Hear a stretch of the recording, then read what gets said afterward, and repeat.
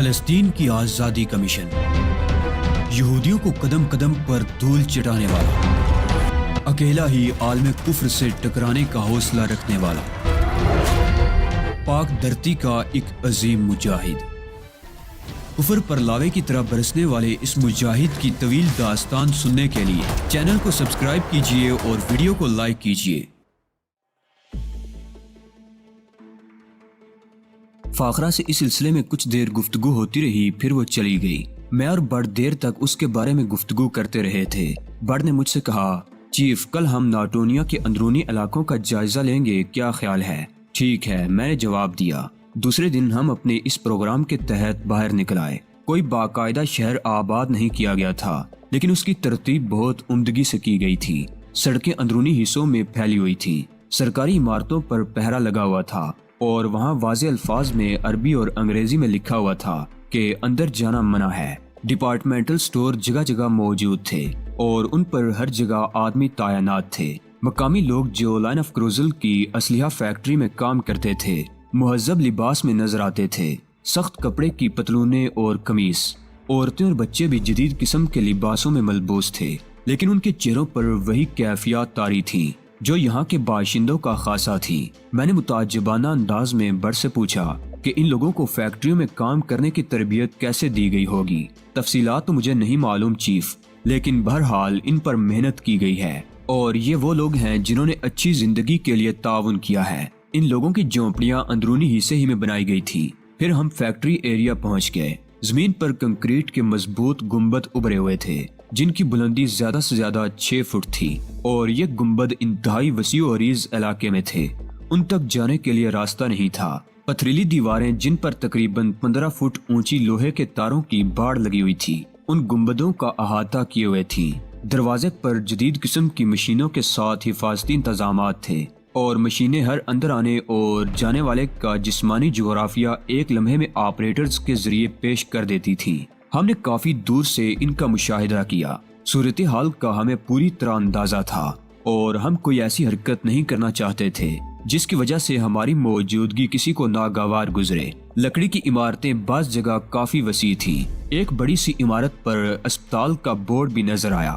غرض یہ کہ ایک انوکھی دنیا یہاں آباد تھی۔ اس آبادی کو دیکھنے میں ہمیں چند گھنٹوں سے زیادہ نہ لگے۔ عربوں کے علاوہ یہاں کہیں کہیں غیر ملکی لوگ بھی نظر آ جاتے تھے۔ میں سوچ رہا تھا کہ ہر شخص کے بارے میں چھان بین آسان کام تو نہیں ہے۔ اس سلسلے میں نامعلوم کیا طریقہ کار اختیار کیا گیا ہوگا۔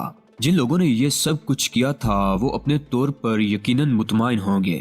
ہم واپس اپنی قیام گاہ میں آ گئے اور اپنے کمرے میں آ بیٹھے۔ اب پروگرام کیا ہے چیف؟ مجھے بہت زیادہ دلچسپی نہیں ہے یہاں قیام کرنے سے بڑھ، لیکن فاخرہ یعقوبی کا انتظار تو کرنا ہی ہوگا۔ ویسے میں خود کو معطل محسوس کر رہا ہوں جو میری فطرت کے خلاف ہے۔ بلا شبہ اس بات کا اعتراف کرنے میں کوئی حرج نہیں ہے کہ جن حالات میں ہم گر گئے تھے ان میں ہمیں بیرونی امداد کی ضرورت تھی۔ میں تنہا ہوتا تو شاید میری زندگی کی شام ہو گئی ہوتی، لیکن تم نے خود بھی اندازہ لگا لیا ہوگا بٹ کہ اپنے مقصد کی تکمیل کے لیے مجھے صبح و شام کی فکر نہیں ہے۔ یقیناً چیف، اس سلسلے میں مجھ سے کچھ کہنا ہی بیکار ہے، بڑ نے کہا۔ تو جب تک میڈم نہیں واپس آ جاتی کیوں نہ ہم اطراف کی سیر ہی کریں؟ کوئی پابندی تو ہے نہیں ہم پر۔ فارم ہاؤس سے گھوڑے بھی حاصل کیے جا سکتے ہیں اور اگر پیدل ہی یہ سفر کرنا چاہو تب بھی کوئی حرج نہیں ہے۔ میں خود بھی یہی سوچ رہا تھا، ممکن ہے کوئی کام کی بات ہی معلوم ہو جائے۔ بڑ تمہارے ساتھ ہے، بڑ نے سینے پر ہاتھ رکھ کر خم کرتے ہوئے کہا۔ تو پھر ٹھیک ہے، میں نے جواب دیا۔ یہ فیصلہ کرنے کے بعد میں مطمئن ہو گیا تھا۔ اس سفر کے لیے ہم نے کوئی تیاری کی ضرورت بھی محسوس نہیں کی تھی۔ ظاہر ہے ارادہ صرف ارد گرد کے علاقوں کا جائزہ لینے کا تھا، کوئی خاص مہم تو درپیش نہیں تھی۔ البتہ ممکنہ ضروریات کا سامان ضرور ساتھ لے لیا تھا۔ خیال یہی تھا کہ زیادہ سے زیادہ سفر کر کے تمام اطراف کا جائزہ لیا جائے۔ گھوڑے حاصل کرنے کے بعد ہم ناٹونیا سے نکل پڑے تھے۔ صحرا میں ہمارے گھوڑے اطمینان سے سفر کرنے لگے۔ ہم جوں آگے بڑھ رہے تھے رویدگی کم ہوتی جا رہی تھی، گھاس بھی آہستہ آہستہ ناپید ہو رہی تھی اور جھاڑیوں کی جگہ ہر طرف قسم قسم کا دھور نظر آتا تھا۔ ہم نے سوکھی گھاس کی چند گانٹھیں اپنے ساتھ رکھ لیں جس سے کم از کم ہمیں یہ اطمینان تھا کہ اگر گھوڑوں کے لیے چارے کا مسئلہ پیدا ہوا تو ہم انہیں خوراک مہیا کر دیں گے۔ اس کے علاوہ ہم نے ایک لائن بنا لی تھی اور یہ فیصلہ کر لیا تھا کہ ناٹونیا کے اطراف میں زیادہ سے زیادہ 50 یا 60 میل تک نکلیں گے اور اس سے آگے کا سفر نہیں کریں گے تاکہ راستہ نہ بھٹک جائیں۔ پہلا کیمپ ہم نے تقریباً ناٹونیا سے 13 میل کے فاصلے پر لگایا تھا۔ ہم نے گھوڑوں کو چرنے کے لیے کھلا چھوڑ دیا۔ آدھی رات کا وقت تھا جب اچانک گھوڑوں کے ہنہنانے کی آوازیں سنائی دی اور ہم چونک کر اٹھ بیٹھے۔ ایسا محسوس ہو رہا تھا جیسے گھوڑے درد کی شدت سے چیخ رہے ہوں۔ پھر ایک گھوڑے کے بھاگنے کی آواز آئی اور ہم فوراً کھڑے ہو گئے۔ بڑ نے ایک لمبا چاقو ہاتھ میں نکال لیا اور دوڑتا ہوا اس طرف پہنچ گیا جہاں ایک ڈبہ متحرک نظر آ رہا تھا۔ حالانکہ اندھیرا تھا لیکن تاروں کی چھاؤں اتنی ضرور تھی کہ ہم اس ڈبے کو دیکھ سکیں۔ میں جب بڑ کے قریب پہنچا تو بڑ متخیرانہ انداز میں زمین پر پڑے گھوڑے کو دیکھ رہا تھا جو ابھی زندہ تھا، مگر اس کے جسم کے مختلف حصوں سے خون کی داریں پھوٹ رہی تھی۔ بڑی بے دردی سے خنجروں کے پے در پے وار کر کے اسے زخمی کر دیا گیا تھا۔ اس کی اگلی ٹانگیں کٹ کر قریب قریب جسم سے الگ ہو چکی تھی۔ ہم حیرت سے منہ پھاڑ کر رہ گئے۔ یہاں ہمارے پستول بھی نہیں تھے کیونکہ وہ ہم سے لے لیے گئے تھے۔ البتہ لمبے چاقو رکھنے پر اعتراض نہیں کیا گیا تھا۔ ہمیں احساس ہوا کہ اگر گھوڑوں کو قتل کرنے کی کوشش کرنے والے آس پاس ہی ہوئے تو ہم ان سے کس طرح مقابلہ کر سکیں گے۔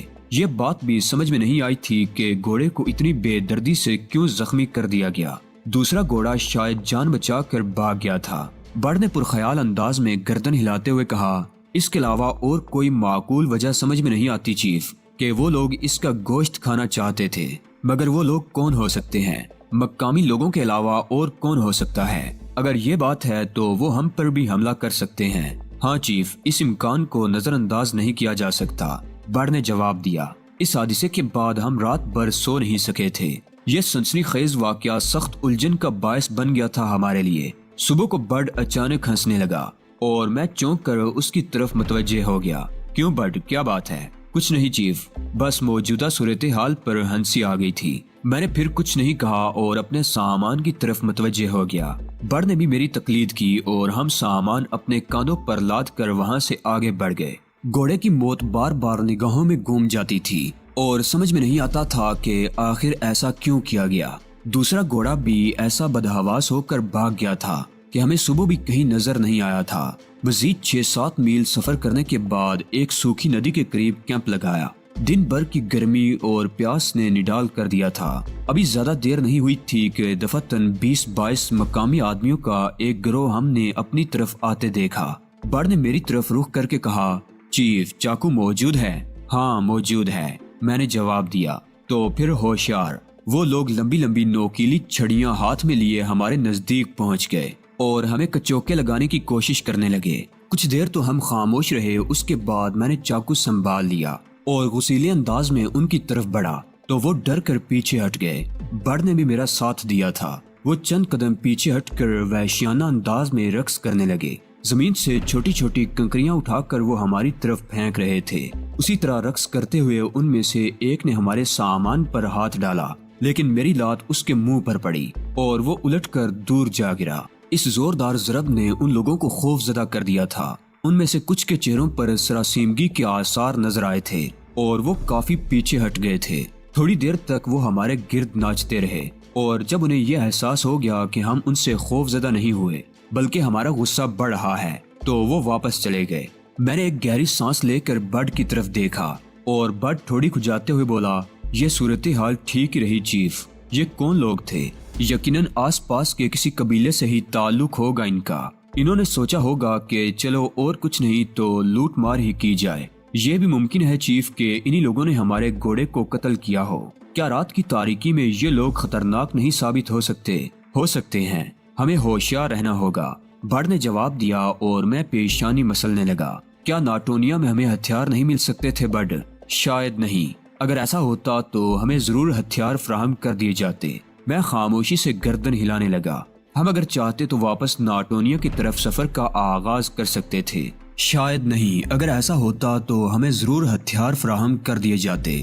میں خاموشی سے گردن ہلانے لگا۔ ہم اگر چاہتے تو واپس ناٹونیا کی طرف سفر کا آغاز کر سکتے تھے، لیکن بڑ بھی میری ہی طرح سر پھرا تھا۔ اس موضوع پر گفتگو ہوئی تو اس نے کہا، چیف، زندگی آگے بڑھتے رہنے کا نام ہے۔ آگے بڑھیں، دیکھا جائے گا۔ ابھی سے ناٹونیا جا کر کیا کریں گے؟ میں نے مسکراتے ہوئے اس کا شانہ تھپتھپایا، پھر میں نے اس سے کہا، برڈ، شاید ساری زندگی مجھے تم جیسے ساتھی کی ضرورت رہے، کاش میں تمہیں اپنے مستقل ساتھیوں میں شمار کر سکتا۔ برڈ عجیب سی نگاہوں سے مجھے دیکھنے لگا، پھر گہری سانس لے کر بولا، کچھ وقت اور گزارنے دو چیف، وقت بہت سے فیصلے خود کر دیتا ہے۔ ہم تقریباً 6 گھنٹے کا سفر طے کرنے کے بعد ایک وسیع صحرا میں جا نکلے۔ تھوڑے ہی فاصلے پر چند جھونپڑیاں نظر آ رہی تھی جن کے درمیان زندگی محسوس ہوتی تھی۔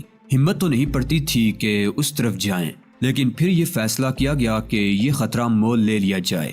جھونپڑیوں کے آس پاس ناریل کے درخت اگے ہوئے تھے۔ ایک درخت کے نیچے سیاہ رنگ کا ایک اونٹ بندھا ہوا تھا۔ برڈ نے آہستہ سے کہا، چیف کیا خیال ہے، کیوں نہ ہم بھی یہاں چوری کریں؟ اونٹ کو دیکھ کر یہ تصور تمہارے ذہن میں ابھرا ہے؟ میں نے سوالیہ لہجے میں کہا، ہاں چیف، اگر تم چاہو تو اپنے ساتھ موجود چیزوں میں سے کچھ چیزیں معاوضے کے طور پر اس جگہ رکھ دو جہاں اونٹ بندھا ہوا ہے۔ اگر وہ لوگ خود ہی ہمیں یہ اونٹ دینے پر آمادہ ہو جائیں برڈ، تو کیا حرج ہے، اور اگر راضی نہ ہوئے تو اس کے بعد تو ہم اسے چرا بھی نہیں سکیں گے۔ بالآخر برڈ نے مجھے اس بات پر آمادہ کر لیا کہ رات کی تاریکی میں ہم اونٹ کھول کر آگے بڑھ جائیں، اور ہم نے ایسا ہی کیا۔ آدھی رات کے قریب ہم اپنی کمین گاہ سے نکل کر اونٹ کے قریب پہنچے اور اس کی رسیاں کھول کر خاموشی سے آگے بڑھ گئے۔ گو دل اس بات پر عجیب سے احساس کا شکار ہوا تھا، پتہ نہیں کس کی ملکیت تھی وہ، لیکن برڈ نے کہا کہ اگر واپس یہاں آنے کا موقع ملا تو ایسی ہی کسی رات خاموشی سے اس اونٹ کو اس کی جگہ باندھ کر پیدل آگے بڑھ جائیں گے۔ اس بات پر میں ہنسنے لگا تھا۔ اونٹ کی چوری کے بعد وہاں رکنے کا سوال ہی نہیں پیدا ہوتا تھا، چنانچہ ہم اونٹ پر بیٹھ کر وہاں سے آگے بڑھ گئے۔ اونٹ نے تیزی سے دوڑنا شروع کر دیا تھا۔ وہ ہمارے مختصر سے سامان کے ساتھ ہم دونوں کو لے کر برق رفتاری سے صحرا میں دوڑ رہا تھا۔ صبح تک ہم نے یہ سفر جاری رکھا اور اس کے بعد ایک نخلستان میں قیام کیا۔ صحرا کے سفر میں پانی کی اہمیت کا ہمیں اندازہ تھا اور ہم بہت احتیاط سے پانی خرچ کر رہے تھے۔ صحرا کی تپش سے پیاس کی شدت میں جو اضافہ ہوتا تھا اس کا بھی ہمیں تجربہ تھا۔ ایک گھونٹ پانی حلق میں ڈالنے کے بعد دل چاہتا تھا کہ پوری بوتل خالی کر دی جائے۔ پھر گرم پانی پیاس بجھانے کی صلاحیت بھی نہیں رکھتا۔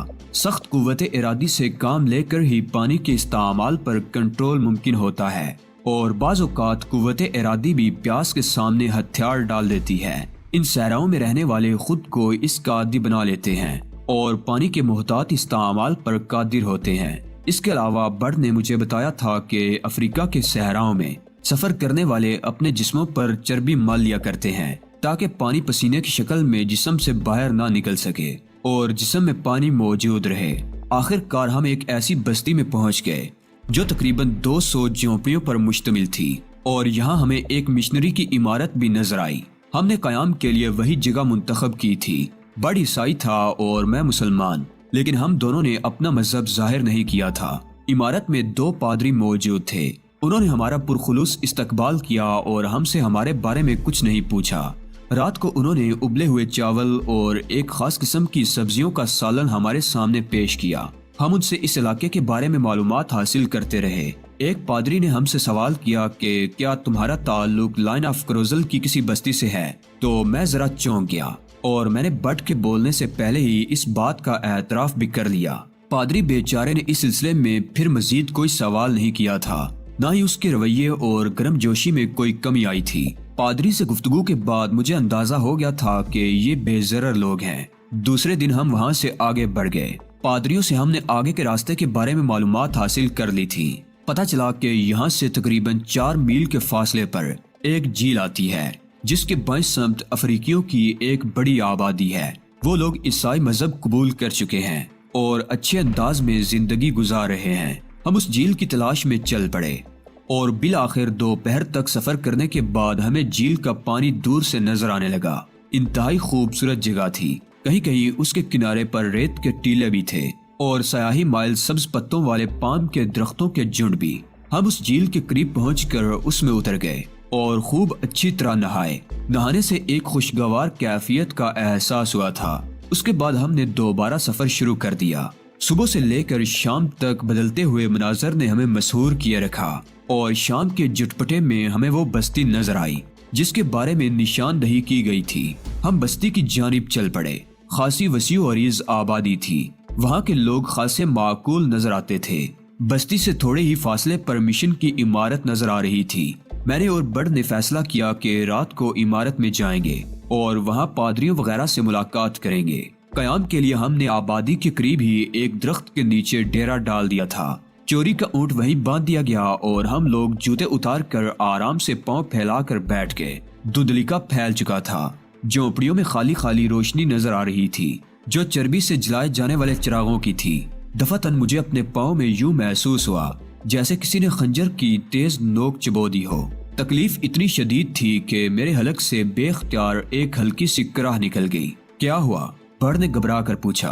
पता नहीं, बर्ड, एड़ी में शायद किसी कीड़े ने काटा है। बर्ड ने जल्दी से माचिस की तीली जलाकर देखा तो मेरी एड़ी पर खून की पतली सी लकीर बह रही थी। डंक का निशान साफ नजर आ रहा था और थोड़े ही फासले पर एक बड़ा सा बिच्छू रोशनी से घबरा कर भाग रहा था। बर्ड ने जूता उठाया और बिच्छू पर पिल पड़ा। उसने बिच्छू को वहीं मार डाला। मेरे पाँव में ऐसी शदीद तकलीफ हो रही थी कि बयान नहीं कर सकता। बर्ड ने मुझे सहारा देकर उठाते हुए कहा, आओ मैं तुम्हें मिशन की इमारत में ले चलूं। मुमकिन है वहाँ इसका कोई बंदोबस्त हो जाए। मैं बर्ड के सहारे आहिस्ता आहिस्ता इमारत में पहुंच गया। सामने ही के हिस्से में एक राहिबा से मेरी मुलाकात हुई। उसने सर से लेकर पाँव तक मुझे देखा और फिर बर्ड को। फिर उसकी खुरदरी आवाज उभरी।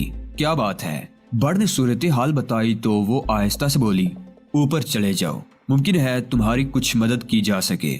उसकी सर्द मैरी बड़ी अजीब सी महसूस हुई थी, खास तौर से इसलिए कि वो मजहबी लोग थे। दर्द की शिद्दत के सबब यूं महसूस हो रहा था जैसे जिस्म मुख्तलिफ हिस्सों में तकसीम हो रहा है। बहुत ही करबनाक हालत थी। बदन सुन होता जा रहा था। हम ऊपर पहुंचे तो उन लोगों ने इंतहाई सर्द मैरी से हमारी बातें सुनी। फिर एक पादरी ने वहां मौजूद एक नर्स से कहा कि मुझे कोई इंजेक्शन लगा दे और उसने एक इंजेक्शन मेरे जिस्म में इंजेक्ट कर दिया जो जहर को रोकने के लिए था। फिर पादरी आहिस्ता से बोला, अब तुम लोग जा सकते हो। बर्ड ने गुस्सीली निगाहों से पादरी की तरफ देखा और कहने लगा, फादर, ये शख्स सख्त तकलीफ में है। क्या ये नहीं हो सकता कि आप यहाँ रात गुजारने के लिए कोई बंदोबस्त कर दें? नहीं, इस इमारत में किसी अजनबी को कयाम करने की इजाजत नहीं है, लेकिन ये सख्त तकलीफ में है फादर। आसमानी बाप तुम पर रहम करेगा। फादर ने जवाब दिया और मुंह बनाकर वापस चले गए। बर्ड के चेहरे पर गुस्से के आसार नजर आ रहे थे। उसने गुस्सीले लहजे में कहा, लानत है इन लोगों पर। मेरा ख्याल है इनकी तमाम तर हमदर्दियां मकामी लोगों के साथ हैं, मगर ये कोई इंसानियत तो नहीं है। मैंने कोई जवाब नहीं दिया।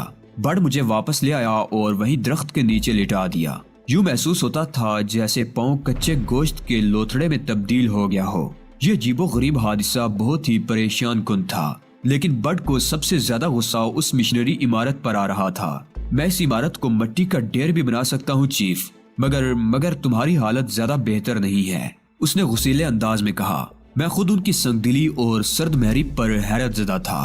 पूरे मिशन के रवैये से मुझे नफरत महसूस हो रही थी। सुबह होते होते पाँव की तकलीफ में खासी कमी हो गई, लेकिन इसके बावजूद हमने वहीं कयाम किया। 11 साढ़े 11 बजे के करीब बस्ती के कुछ अफराद इस तरफ आ निकले। उनमें एक बूढ़ा आदमी भी था जो टूटी फूटी अंग्रेजी जानता था। उसने बहुत ही शिकस्ता अल्फाज में हमसे हमारी रूदात पूछी और बर्ड ने वैसे ही शिकस्ता अंग्रेजी में अपनी बब्ता सुनाई, जिसके जवाब में बूढ़े ने अफ्रीकी जुबान में अपने साथियों को कुछ कहकर बस्ती की तरफ दौड़ा दिया और थोड़ी देर बाद वो एक भूरे रंग का अजीब सा लेप लेकर आ गए, जिसे पत्ते पर फैलाकर मेरे जख्म पर रख दिया गया और फिर मेरा रूमाल उस पर बांध दिया गया। बूढ़े ने हमारे साथ काफी हमदर्दी की। खाने पीने की कुछ चीजें भी उसने हमें भिजवाई। बड़ नफरत भरे अंदाज में कहने लगा, उनसे तो ये लोग बेहतर हैं जो भरतौर इंसानियत रखते हैं। वो रात भी वहीं गुजारी गई। मेरी तकलीफ में काफी अफाका हो गया था, चुनाचे मैंने सुबह को वहां से आगे बढ़ जाने का फैसला किया और हम अपने ऊंट पर बैठकर वापस चल पड़े। ख्याल ये था कि अब नाटोनिया वापस चला जाए। रास्ता बदल लिया गया था। चोरी का ऊंट हमारे पास मौजूद था और बर्ड के ख्याल में ये जरूरी नहीं था कि हम ऊंट उसके मालिकों को वापस भी करें। वो मिशनरी के रवैये से भी बहुत ज्यादा शर्मिंदा था। इस बार हमने जो रास्ता इख्तियार किया था वो बंजर और जले हुए कदीम पहाड़ों के दरमियान से गुजरता था। यहाँ से हमें नारंगी और जर्द रंग के पत्थरों के निहायत नादर नमूने मिले।